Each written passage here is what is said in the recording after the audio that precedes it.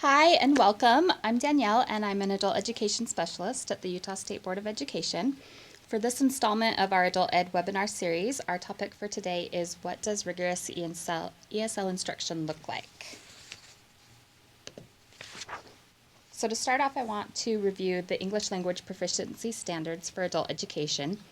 These were released in 2016, so programs have been working towards implementing them for a couple of years now. You may have heard them referred to as ELPs in your programs or trainings.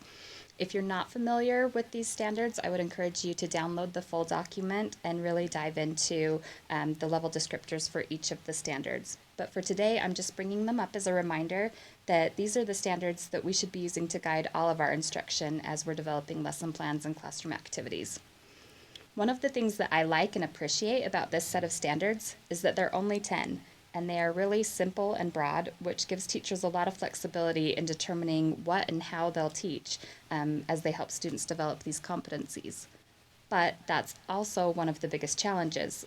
Because they're so broad, they don't give us a lot of prescription, and we're left to make subjective assumptions about what things like level appropriate might mean. So that's why I chose today's topic. I believe that the best way we can grow as teachers is to learn from one another, but I know that opportunities to collaborate and observe other teachers can sometimes be hard to come by.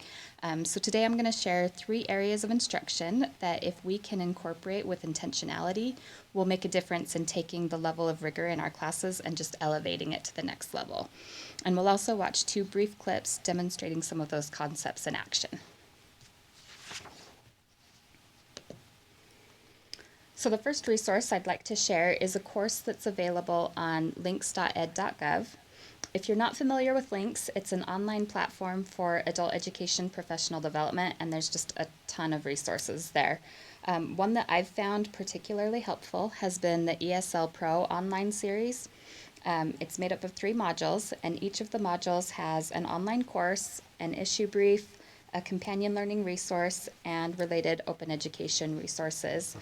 The first module is called Meeting the Needs of Today's English Language Learners, and it focuses on increasing rigor and highlights 3 areas that we can be intentional about integrating into instruction: academic language, language strategies, and critical thinking. So diving into each of those, we're going to start with academic language. And academic language is defined as a set of words, grammar, and discourse strategies that's used to describe complex ideas, higher order thinking processes, and abstract concepts. For our context, it would be defined as academic and professional language. This is the language that's needed at work, in the community, and in school settings. Historically, ESL instruction has focused on social language and really put an emphasis on what's needed for everyday interactions and just survival. And these are still important, but we also need to work on helping students expand their vocabulary to include academic terminology and to develop a more formal register.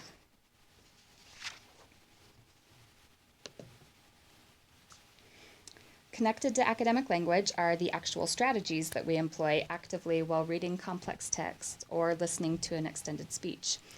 We know from research that skilled readers use a variety of strategies, and similarly, skilled listeners listen selectively for particular words or phrases, monitor their comprehension, listen for clues to help them infer the meaning of unknown words.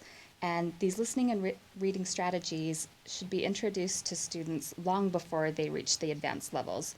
We want to make sure that we are paying attention to using more nonfiction texts, longer authentic listening passages, and that we are explicitly teaching and naming the strategies that learners can then employ outside of the classroom.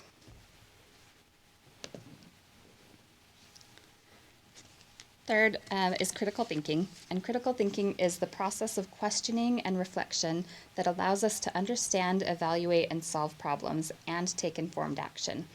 Critical thinking skills are vital for adults to thrive in their communities, in post-secondary education, and at work. Now, ESL learners have a lot of practice with critical thinking skills. Many of them have had to make complex decisions for themselves and their families about their lives in the United States, their jobs, their children's schooling. What they need is the language of and practice with those critical thinking skills in new contexts. So we need to teach learners this language and give them practice with it so that they can put their ideas into words.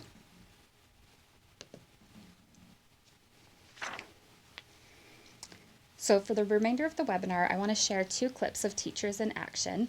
As we view the clips, think about how the activities are helping to develop academic language, language strategies, and critical thinking. Feel free to use the chat box or enter comments about your observations. The first video that we're going to look at, it comes from Kohler in Colorado. It's about 5 minutes long, and it gives examples on how to introduce new vocabulary with a group of advanced ELL students.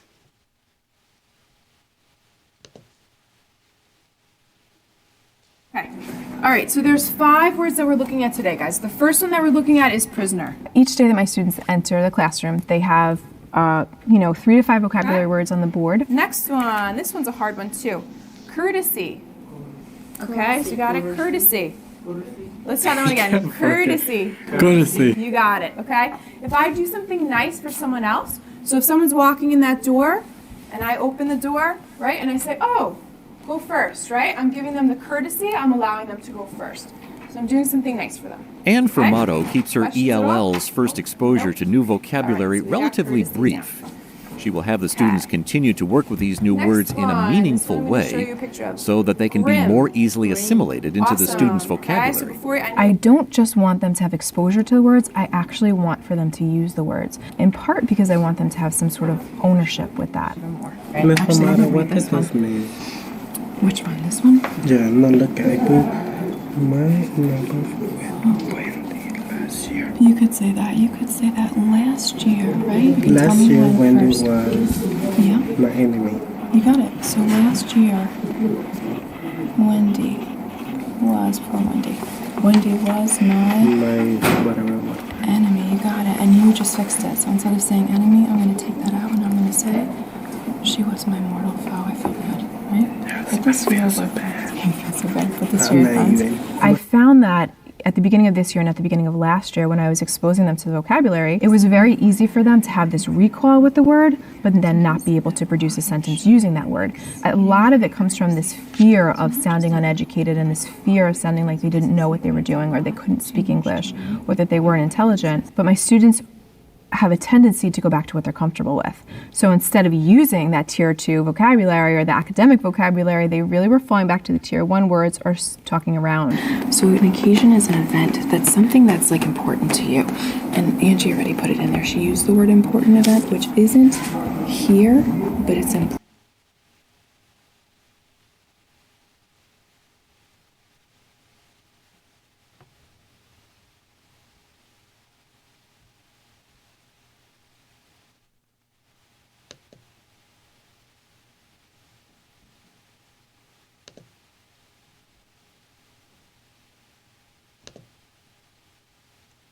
All right, I think we lost audio there, so we're going to skip the rest of that clip. But I will link to it. So I'm going to post all of the links from the presentation in the comments once we get this live stream ended. And so if you do want to go back and view the rest of it, you are absolutely welcome to. I do have one more clip, and I know that a lot of you work with emergent readers or beginning English learners. This second clip comes from Atlas, which is the adult education program at Hamline University in Minnesota. And I am starting this clip a couple of minutes in. So what you're missing here is the warm-up activity that they did using a calendar. But the instructor in this clip uses several learning strategies that incorporate critical thinking skills as the class works with prepositions and maps.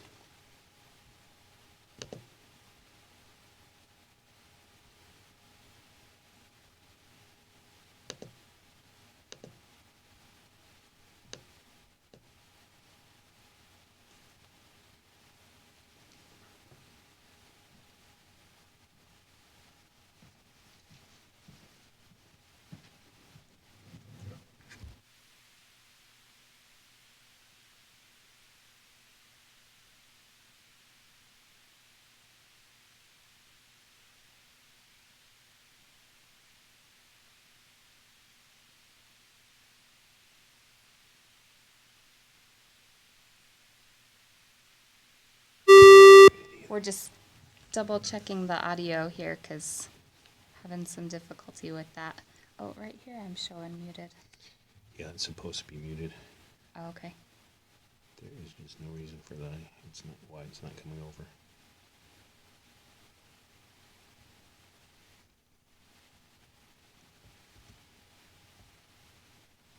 So I'm just gonna stop it real quick and restart it. Okay.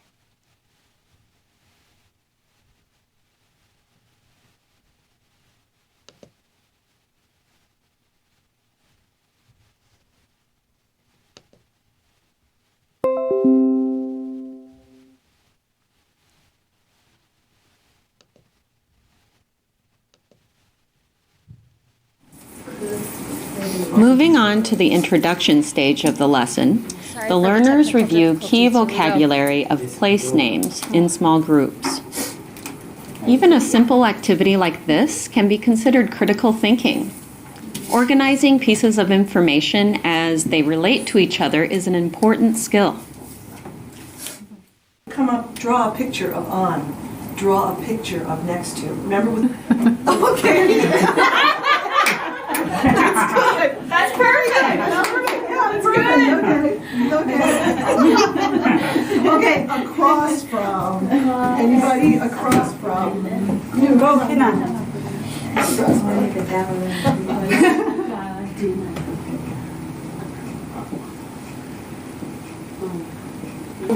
Restaurant next to the laundromat. Let's pretend this is a street. This is Jackson Street. Okay, this is a street. Okay, this is a street. This is Jackson. Yeah. Restaurant next to the laundromat. Good. Restaurant next to the laundromat. All right. Okay. I would like to have the post office across from the restaurant. Carol is reviewing prepositions of place here, but you will also notice this as an important component of her careful scaffolding as we move through the lesson. And one more, how about the school between the post office and the hospital? Yeah, great.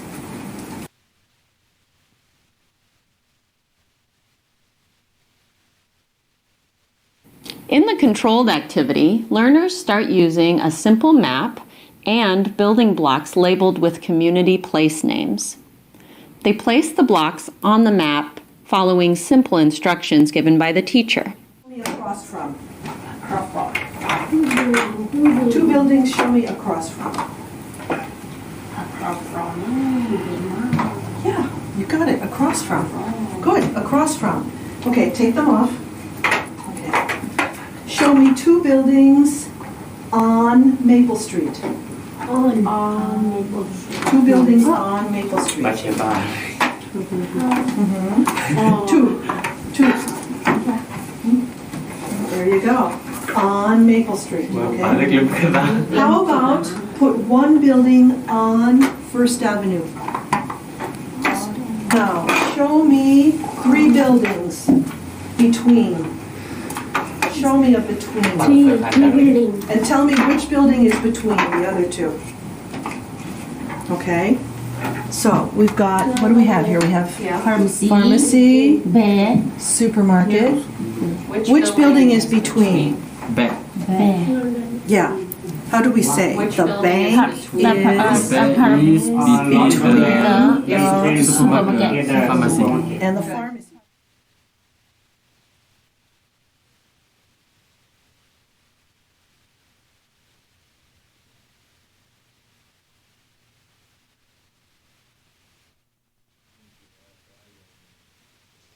No, it's just instructions.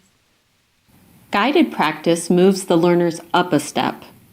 Using the same map and blocks, students must listen to more complex instructions. Okay? The supermarket is across from the apartments.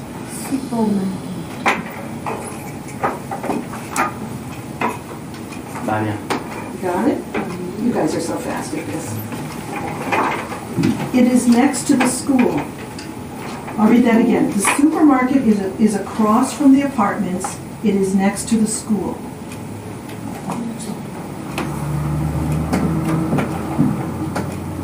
The school is between the supermarket and the movie theater. Okay? I'll read one more time. The learners need to organize the components, restructure as new information arises, and make decisions based on what they hear and see. All important critical thinking skills. Less error correction is given by the teacher during the activity, but the learners are able to check their own work at the end. This allows groups to really negotiate with the language in the instructions and use their critical thinking skills.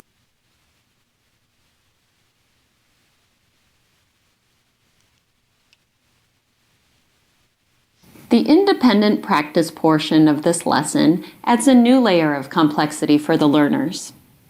Instead of listening to the instructions, they now need to read the instructions as a group and follow through.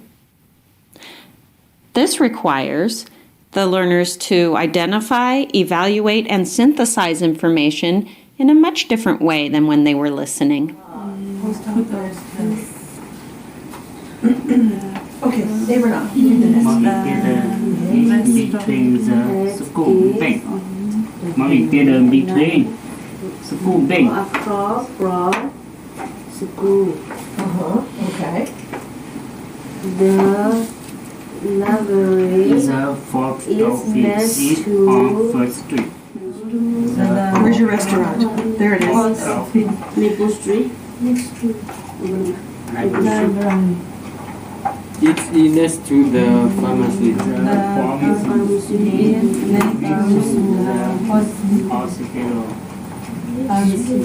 pharmacy is next to the hospital and the hospital is across from the library. And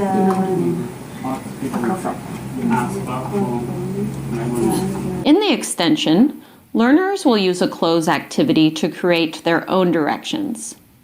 The other group will use those directions to complete a new map. Do the blank is next to the blank. It is across from the blank. So you have to decide. You have to make up a map, okay? And write the words. Then we will give the paper to the other team and see if they can follow your directions. All right? library. Everything's all mixed up. That's okay. The library is next to the. Okay, use your map. Oh, Use now your map. on. Place them, okay? No on. Not to. Maple Street Okay. That's okay. next to the back. They put it on the Throughout this lesson, we have seen these beginning level learners use their critical thinking skills to organize, categorize, and synthesize information, solve problems, and use information to make decisions. Carol helped them accomplish this by carefully scaffolding the lesson to support the learners as they move forward away from teacher control to these more complex activities.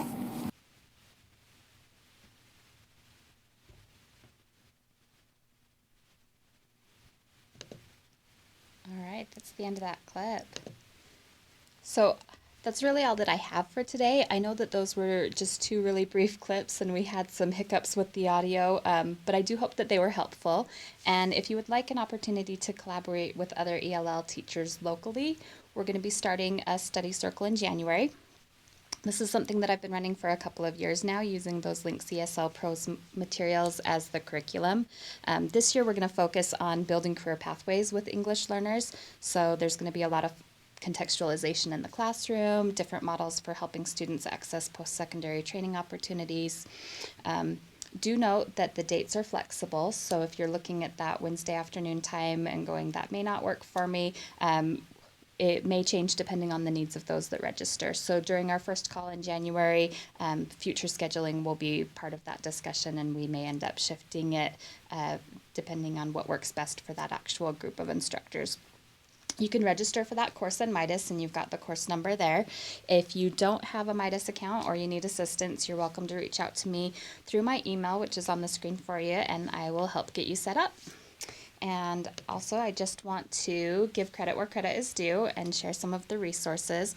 I will post links to these different sources that we used in the presentation, as well as the clips that we used in the comment section of our YouTube page just as soon as we get this live stream done. Thank you for supporting us. Do subscribe if you'd like to get notifications when new content is added, and feel free to shoot me an email if you have any suggestions about future webinars. We're not going to be doing a second webinar this month due to the holidays, but we will be back in January. So thank you very much.